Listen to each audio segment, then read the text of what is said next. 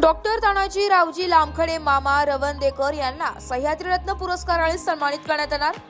आपल्या समाजसेवेच्या अतुलनीय कार्यासाठी आणि समाजातील दीपस्तंभ म्हणून उभारलेल्या प्रेरणादायी कार्यासाठी डॉक्टर तानाजी रावजी लामखडे मामा रवंदेकर यांना प्रतिष्ठित सह्याद्री रत्न पुरस्काराने गौरवण्यात येणार आहे।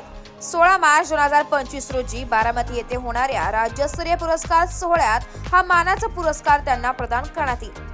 समाजभूषण आणि आंतरराष्ट्रीय नोबेल पुरस्काराने सन्मानित डॉक्टर तानाजी लामखडे मामा रवंदेकर यांनी सामाजिक कार्यात मोलाचे योगदान दिले।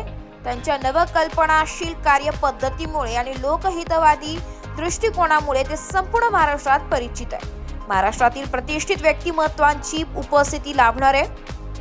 शास्त्रज्ञ, उद्योगपती, सिनेतारका तसेच राज्यातील महत्त्वाचे राजकीय नेते या कार्यक्रमात उपस्थित राहणार आहे।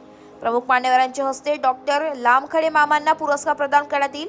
पुरस्कार जाहीर होताच नाशिक लोकशाही न्यूजच्या टीमसह ग्रामस्थांनी आणि विविध स्तरांतील नागरिकांनी डॉक्टर लामखडे मामांचे मनपूर्वक अभिनंदन केले।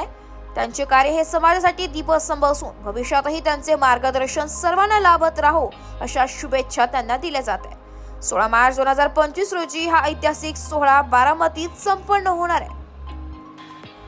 ब्युरो रिपोर्ट, नाशिक लोकशाही न्यूज, नाशिक।